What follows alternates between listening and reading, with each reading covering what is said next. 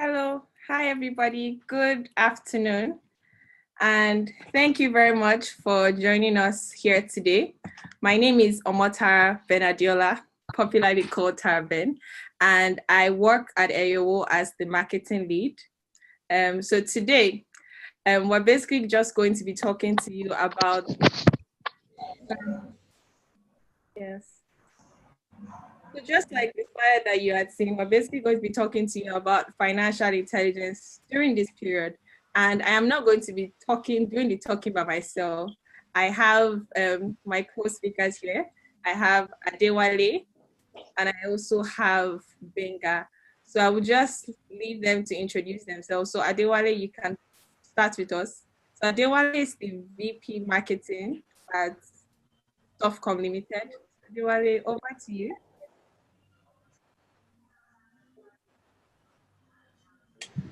Hi, everyone. Good evening. Nice to be here with all of us. My name is Adewale Shidendi, like she rightly said. I lead marketing at Softcom, Nigeria. I'm very passionate about financial intelligence and basically helping people succeed in terms of their finance. This is something I've been doing for a few years and has taken me across at least 20 states in Nigeria, sharing with tens of thousands of people. And I look forward to sharing with us as we go on this journey. Thank you very much. Welcome. Sarah? Thank you very much, Adewale. So I think next to be Benga.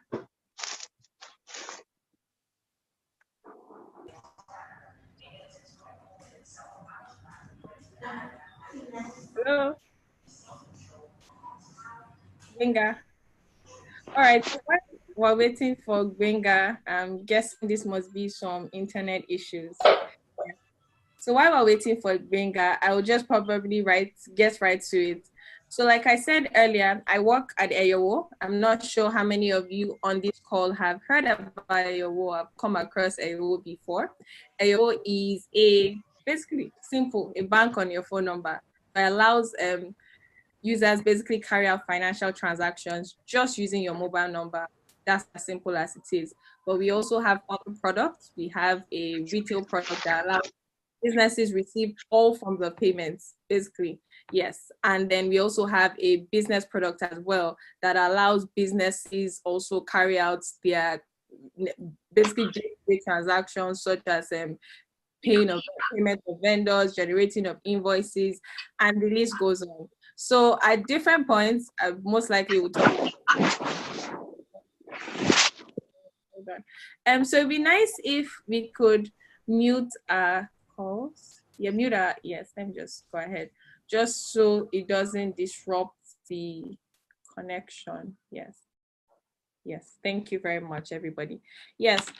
So one of the reasons why we decided to do this, we've been thinking, this pandemic, this like the first time in every one of us on this call has definitely experienced a pandemic before. The last time this happened was like 1918, like it's been a really long time. And then we're certain that we're certain that it definitely came as a shock to everyone. It came as a shock to individuals, it came as a shock to businesses, and we're certain a number of people have been finding it difficult with this period, maintaining like their finances, trying to find a balance, people being scared as to okay, yeah, all right. People being scared as to what's next for me, where do I go from here? And basically the list goes on. So I say, well, because we care a lot about people and we care a lot about individuals and helping people grow like their finances and helping people find a balance. That's why we then decided, you know what, let's come together and we're going to basically bring a number of us, just have some conversations and teach with the little knowledge that we have basically on how during this period people can maintain some sort of financial stability. So while I hand over to Adewale, I think I'd like to ask Adewale, would you say it is really possible this period, especially with all that is going on, especially with the fact that a number of organizations are not as functional as they used to be? Would you say it is really possible for us to have like financial stability? I mean, as individuals. Yeah, thank you, Tara. Yeah, I believe it's possible to maintain financial stability. I think it depends on a few things, and I hope that we'll get into that, as we begin this conversation, this evening. But yeah, it's definitely possible.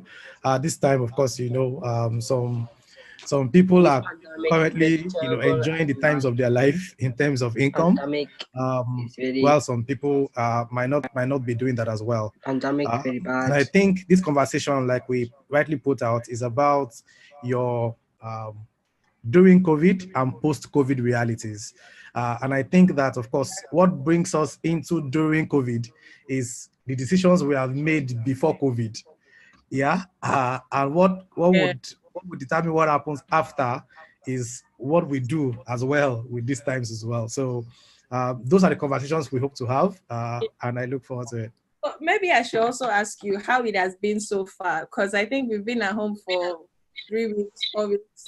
In fact, I've lost count as it is. You said, well, I didn't get that. How has it been so far for you? How has working at home been? Has it been productive? It's been interesting. I mean, for me, like, of course, I have a family, and yesterday my son was asking me that are you going to work? And I said, I'm already working. He said, no, the one you go in the morning and come back at night. And I said, no, I'm already working, and I'm with you. So that was it. Well, it's been interesting. Of course, it means time with family and time to also reflect and also do the work that I have to do day in, day out. Yeah. That's really exciting. Well, he's going to get used to seeing daddy at home more often. So yeah, so I'm sure you prepared a slide in which you want to share some insights, so you can basically get right to it. All right, cool. I'm sharing my screen now. Yes. Can you see my screen? Yes. Okay, yeah, I can. All right. Can you hear me as well? Just so I'm sure. Yes. All right, so we're talking about financial intelligence during and post-COVID. And I'll be sharing with you, and Benga as well will also be sharing as we go along. And of course, at the end, we should have some Q&A to go with. During this conversation, I'll be asking us a few questions. So please feel free to use the chat box to share those comments with me and everyone as well, so we can have the most of this conversation. Yeah. So the first question I would like to ask us is the reality of COVID-19. So for you, are you spending more or less? You can just use the chat box to drop something. Are you spending more or less? Right, as an individual, I'm spending more. Okay. Spending more. So let's take this conversation forward. It's good to see that a number of us are actually spending less. As someone says, I'm spending more in capital letters. All right, that's interesting. Okay, so I'm saying it's looking like a balance of more and less. Some people are saying more on food, more on data. Those are the things I can read from the conversations. All right, so let's start. Let's continue this conversation today. And the next question I want to ask you is, what is your financial goal? If I'm asking you today, for you as a person, what will you call your financial goal? You can also use the chat box to share on what that is for you. This will be good if we can mute our mics as we come in to avoid distractions. Thank you.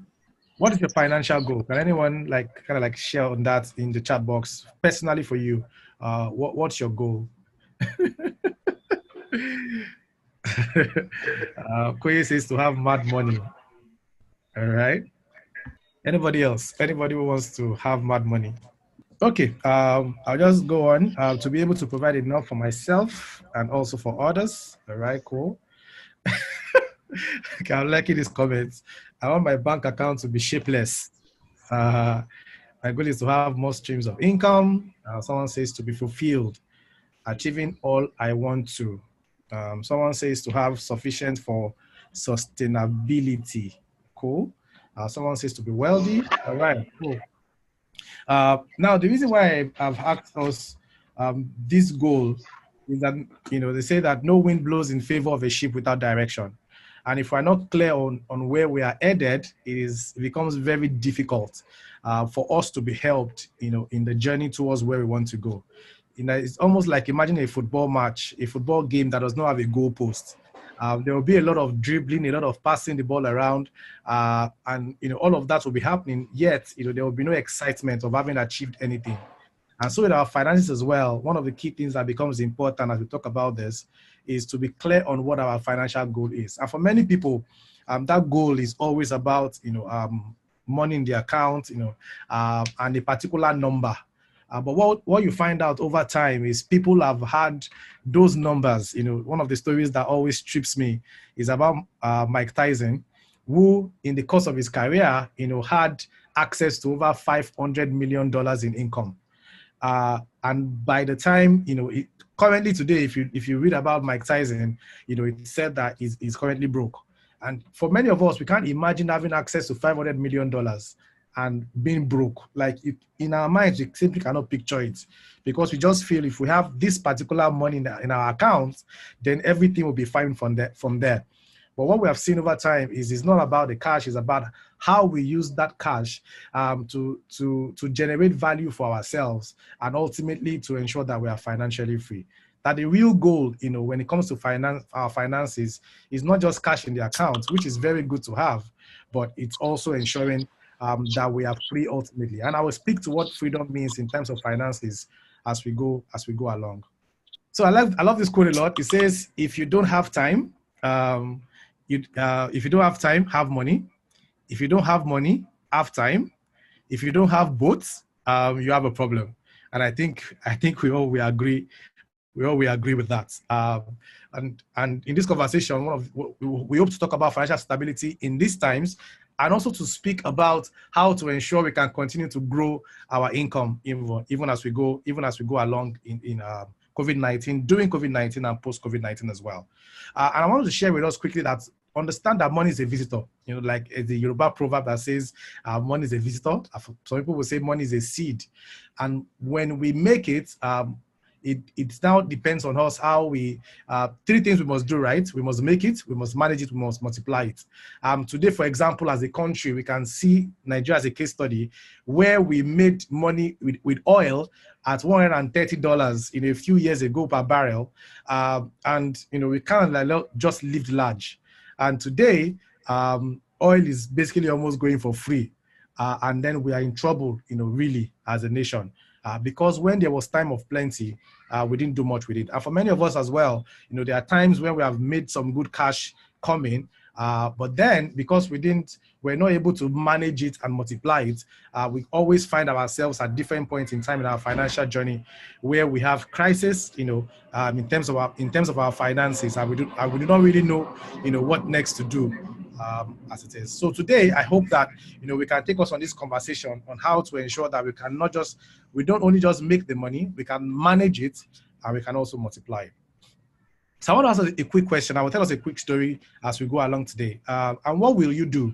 And that's the question for you today. So imagine that you are in a bus, and you are headed for a destination. Let's say, for example, you're in Lagos and you're going to Ibadan. Your boss has sent you on an errand to go deliver a document somewhere in Ibadan, and he gave you exactly the amount you need for that journey. You don't have access to any other cash, so let's assume that the transport to go is 1,000 naira to go, 1,000 naira to return, and you don't have access to any other thing. It's just 2,000 naira you have. And while in the bus, it was time for the bus to move, and as the bus, the conductor started collecting cash from everyone. And this beautiful lady beside you starts crying in the bus. And, you are beside her and she starts crying and says she can't find her purse and she's pleading with you to pay a transport fare to Ibadan. And all you have is 2,000 naira. It's 1K to go and 1K to come. And of course, if you pay for her, it means that, you might not be able to get access to how to return. The question for you today is, what will you do? in this situation? Will you pay for her, or will you not pay for her? The chat box is open. I'd like to see your comments. Will you pay for this beautiful lady, or would you not pay for a transport fare? Any thoughts? What will you do? Okay, I'm saying. So says how beautiful is she? Okay. I'm hearing no. I'm hearing I will lap her. Okay, as this is a very innovative class. I won't pay you. I can't walk. I've seen all of that. All right, cool. Now for many of us, we won't pay, but let's switch it a bit and let's assume that you have 10,000 naira in your pocket at this time, and she's pleading with you to pay for her. Will you pay? Will you pay now? Now that you have more money than you need for your transport, will you pay? And many times, what I've found out with many audiences is that in the first scenario, many of us will say, "I will not pay," but in the second scenario, many people will say, "I will pay." And I can see from the screen already, many of us are saying that we will pay. And what does this mean for our finances? And this is very important, yeah. In the first scenario, why we didn't get to pay was because the money you had with you had a purpose. But in the second scenario, you had more money than you actually need. And because probably most of that cash does not have a purpose, then you are willing to kind of like just shelf, one K out of it and pay for her and move on. And that's always that's one of the major issues we have with our finances. That many times when money comes in, it does not have a clear purpose. And so we just kind of like get to spend it on whatever comes up. And and that's when your uncle, sister's cousin from the village calls you and says, your daughter has not resumed school and needs school fees. I'm wondering, my daughter, I don't understand. My daughter is here. Which other daughter are you talking about? He says, your daughter in our custody. And somehow you realize that 50K goes in this direction, 10K goes in that direction, because somehow you don't that money you have with you does not have a clear purpose. And for me, the question I want to ask you today is, does your money have a clear purpose? The income you currently make, whether during before COVID or during COVID or post-COVID, as the discussion goes, does your money have a purpose? The beginning point in this conversation as we head towards our goal for financial stability is ensuring that whatever money comes into our hands has a clear purpose and we know exactly what to do with it per time. And in speaking to stability, imagine you go and visit your friend and you are offered a chair like this, but instead of having the 4 legs fixed, 3 of the legs are broken and he only has 1 leg. So this, you have gone to visit this your very nice friend, and this guy is offering you a chair that has 1 leg. So 3 of the legs are broken and it has just 1 leg, and it says sit on it. I can imagine that for many of us, we would not sit on it. Yeah. And the question is, if you have to describe that action to your friends, if you have to describe that action to people that you know, to your wife at home, or to your sister, or to your parents when you get home, how will you describe the action of a friend of yours who offered you a chair that has 1 leg? How will you describe that action? Use the chat box. I want to hear what you have to say. How will you describe the action of someone who offers you a chair with 1 leg rather than 4 legs? Will you call the person nice, or what will you call that kind of person? All right, I see wicked, yeah? Enemy of progress, inhuman, mean, all right? Not considerate, yeah? Now, the reality is that for many of us, if we are to look at this analogy, this is what we are to ourselves.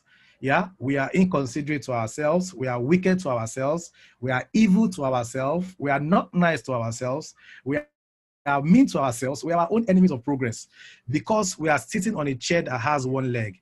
And with that 1 leg, what that means is we only have 1 stream of income. So for many of us, and look at yourself and examine yourself today. For many of us, we are sitting on a chair that has 1 leg, and that 1 leg is our income streams. And if you have a job and I'm earning a salary from that job, that is 1 income stream. And if that is your reality today, everything that we have used to describe, this friend of ours is our own reality. We are evil to ourselves. We are not nice to ourselves. We are a scam to ourselves. We are inconsiderate to ourselves because we are sitting on a chair that has one leg. And the impact of that, the reality of that for many of us is that if anything happens to that one leg, we are in trouble. So today, I was in a conversation with a few of my friends recently, and one of them runs a travel business, and that's like our only source of income. And she says today, of course, travel is shut down. Nobody's traveling anywhere. There's no flights to book. There's no hotel to book. There's no visa to process. And what that implies for any business, for that business, is zero income. There's no income coming in from anywhere simply because that's the only way this person makes money. And so for you as well, and there are many people like that. So there are event companies like that who their major source of income is organizing an event. For today, we have companies letting people go because of this COVID crisis. And so the question for you today during COVID and post-COVID is how many streams of income do you have? If it's only one stream of income you have, then you are currently sitting on a chair with one leg and you are being inhuman to yourself, you're being evil to yourself, you're being mean to yourself. And so one of the conversations we have today is how to ensure we begin to grow that income, because one income stream does not secure our financial future, does not give us stability as the case is. And in talking about our finances, there's a simple formula to look at your finance. It's your I minus E equals to C, where I stands for your income, E stands for your expenses, and C stands for your cash flow. Yeah. And if you look at the screen, you will see the income statement of three people. On the extreme left is the typical what you can call maybe a poor person, or not even poor. How many of us live today? As the income comes in, it goes out through expenses. So every money we have that comes in as income disappears as expenses, and then there is no C. So what that means is I minus E is equals to 0. And if I minus E equals to 0, it means we don't have anything else to be able to plan for our financial future. And so the issue many people have today is that we have earned money over time, we have made money over time, but then we have spent it over time. We have a savings account, but that money is not saved from us. And so as the money comes in, we say we have it in a savings account, but yet we get to spend it. So the money is not saved from us. And we have access to it. As things comes up, we spend it and it comes down to 0. In fact, for many people, many times when I ask this question in many audiences, I minus E for many people is actually a negative number, which means expenses is more than income. And people will always say, I've asked the question before, how come your expense is more than your income? And people will say it's God, God is sustaining us. And, I don't get how, God doesn't sustain those kind of things. It's our responsibility to ensure we manage this, that our income minus our expense must give us a positive number. And that positive number is what ensures that we can build stability, not just for today, but for the days to come. So you see on one side, income goes out through expense. You see on another side, income goes into liabilities that also goes out through expense. But then where we want to be ultimately is where our income is coming, not just from the activities of salaries, but from assets that are generating for us income. And we'll talk about this in a few minutes. But realize today, in looking at your finances and being able to speak to financial stability today, your income minus your expenses, what does it look like for you? Is your income more than your expense and you have extra? Is your expenses more than your income and you are in negative? Or is your income even more than your expense, but what you have left is not even used for anything that guarantees your future stability, but is being used for things that comes up along the way? So maybe I earn 100,000 naira, and what I typically will spend on is 70,000. But then the remaining 30,000 is not doing anything. It's just in my account waiting to be spent, waiting for the next hangout, waiting for the next cool thing I can buy online, the next sales on Jumia, and then it is gone. And those are the things we need to begin to consider as we look at our finances and ensure we can plan for stability in the days to come. And when it comes to our finances, it goes more than just having a goal. I spoke earlier on about our financial goal, yeah? And our financial goal, like I said earlier on, is being free, ultimately. Is ensuring that as we go along every day, the monies that come into our hands is not just being used to service the present, but we are also leveraging on that same amount of money and being able to take a percentage of that to be able to prepare for the future.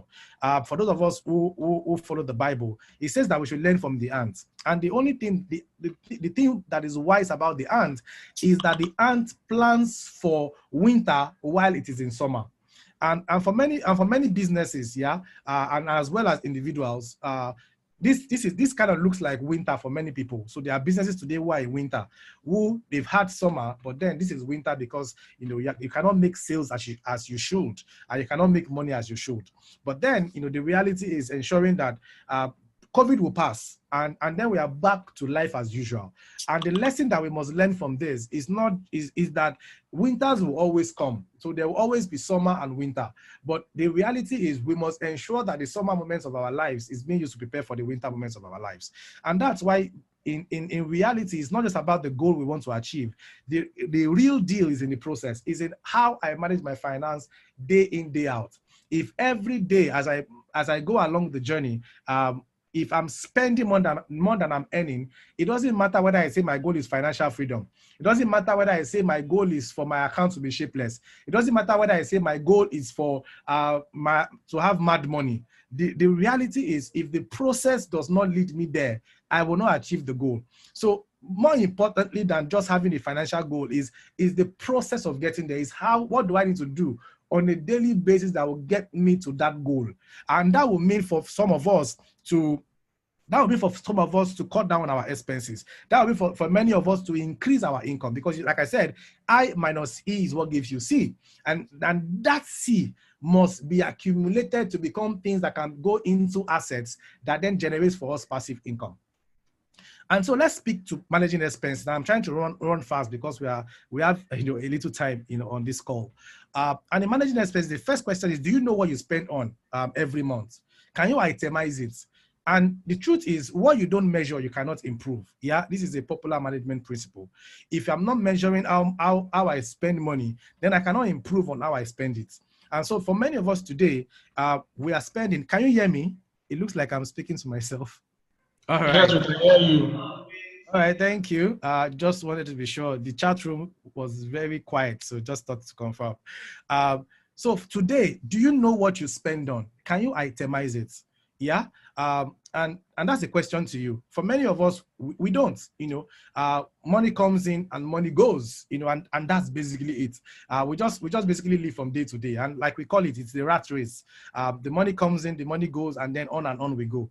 And the salary comes in on the 24th or 23rd if you work in a very good company, or it comes in maybe the following month. If you work in a company that does not really prioritize those kind of things, and then before you know it, in another 1 or 2 weeks, the money is gone, and then you are back, waiting for the next paycheck.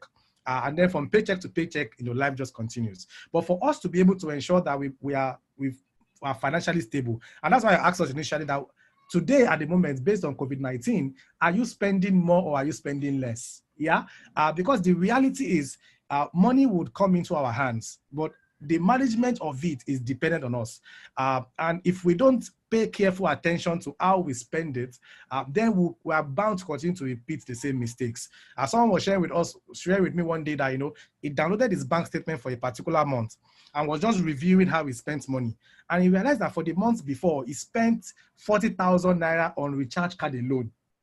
And I was wondering to himself that, who am I calling? Who am I speaking to? How am I spending 40,000 naira on recharge card? And of course, what that did for him, because now he could measure it, he could improve it. So the following month, he said he spent less than 10,000 naira, because he realized that instead of calling you, I can WhatsApp you, I can SMS you, I can do all of that. I can ensure that I can use WhatsApp call, I can use FaceTime. And by simply just realizing that spend, it could make the necessary improvements to ensure that it could have more money that goes into ensuring that it could be financially stable in the days to come. So for you today, are you clear about what you are spending on? Can you itemize it? Are you clear on what goes, into all the different buckets you spend on? And it's important to put it into buckets, yeah. So your DSTV spend, your eating out, your plan, your savings for the future, your investment into education, into long-term investment, even charity. Like I said, our monies must have a purpose. And if your money does not have a purpose, it will keep coming and going, and will be asking, where did all my money go? Yeah, and that brings us to, of course, having a monthly budget and sticking to it. For many of us, it's very easy to write a budget. I will spend this amount on this amount on this, but then that's where it ends. Once we write that paper, once we document it on paper, we don't get to come back to it at ever again, and it basically becomes history. And one of the things I also want to emphasize today is have an escrow account. Have an account that you don't have easy access to. For many of us, we say we have a savings account, but that savings account, like I said, is not safe from us, because for that account, you have a bank token to transfer from. For that account, you have cashless withdrawal. For that account, you have an ATM card. For that account, you have online transfer. For that account, you have USSD code. And in one instance, once something comes up, that money is gone. We need to ensure that we are able to move a percentage of our monthly income and whatever comes to us into accounts that are safe from us, into accounts that we cannot easily access, that can be locked in for us. And that's one of the things I use Eyowo for as an example. I have money locked into savings in plan on Eyowo that I cannot access until a particular point in time in the future. And those are the things that we need to ensure that we do in order to ensure we can maintain financial stability for the future. Now let's speak to growing income. In maintaining stability, it's about your I minus your E equals to C. And for many of us, it's very difficult for us to manage expenses. We can manage our expenses, we can cut down on things, but there's how far you can go with those things. For many of us, our pride is connected to our expense. And so you are living in particular locations and you actually cannot afford it based on your income. But because you have to keep up with, like they say, the Joneses, or is it the Kardashians now, or whoever you are keeping up with, because you have to keep up with those kind of people, you cannot leave that place, because you need to show the life. You need to you need to buy those bags and buy those shoes, and eat out in those particular restaurants, because people must see you in a particular way.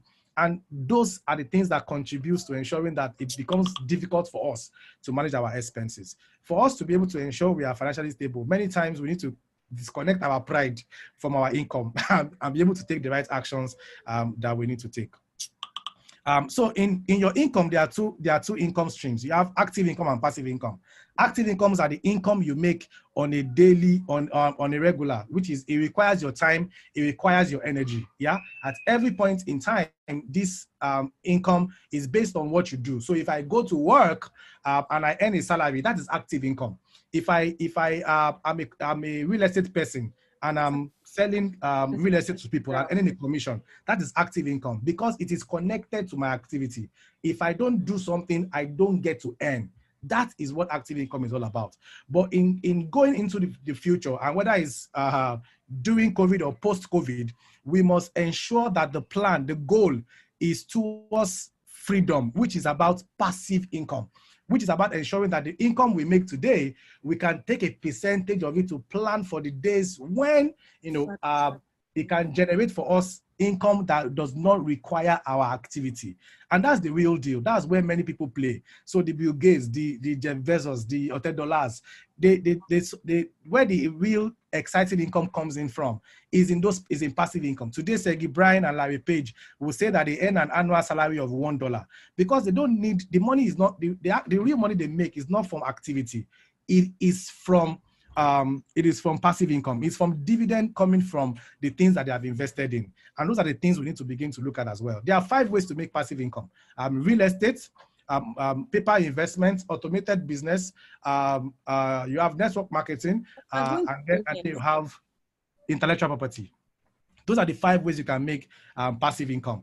And as you make money today, it's important that you begin to structure your finances in such a way that you can begin to put things into those buckets to prepare you for the future. Yeah, growing your income, and I'm running up shortly, and I'll pass it on to Benga, who will focus specifically on helping us grow our income in this time, in times of lockdown, in times of crisis like COVID-19. In growing your income, they said there's a company called the Wealth Formula, which is W equals to KVN. V stands for value, N stands for the number of people you had that value to, and K stands for perception. That's what forms, the Wealth Formula. And W is wealth. We all want to make wealth, yeah? But in being able to make that wealth, like I said, there's active and there's passive. We need to first of all make the income in terms of active, and then we grow it towards passive. V is value. What value are you adding? So I can have a skill and I'm adding that value to a business. That gives me access to income. So for many of us, we have a job, and that job, you have that job because you are adding value to that business, and you are being paid. You are being paid for that value. Now the next thing is, how many people are you adding that value to? So if I'm adding that value to just one company or just one product or in just one line, then I can be limited. But if I'm selling, let's say Coca-Cola, and I sell just one bottle to one person, I will make income, but that income is limited. But if I can sell that same bottle, to like 1 million people, then I have more income coming in as well. K is perception. Is the perceived, the perception and the value that people the value I have. How do people perceive it? And that's why you talk about things that are premium or things that are mass market. Yeah. So today we can shelve out $1,000 something to buy an Apple, but we will not pay that kind of amount to buy a Techno.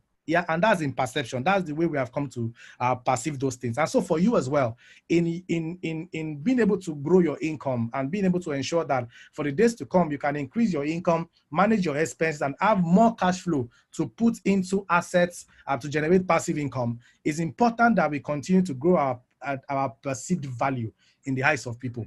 And that's why we need to continue to develop ourselves, associate with it. So if someone, for example, goes to Harvard, as the case is, to study, automatically, when it comes to being able to pay him a salary, the kind of income we are going to be negotiating will be different from the person that went to Ajanbadi Polytechnic. It just will not be the same.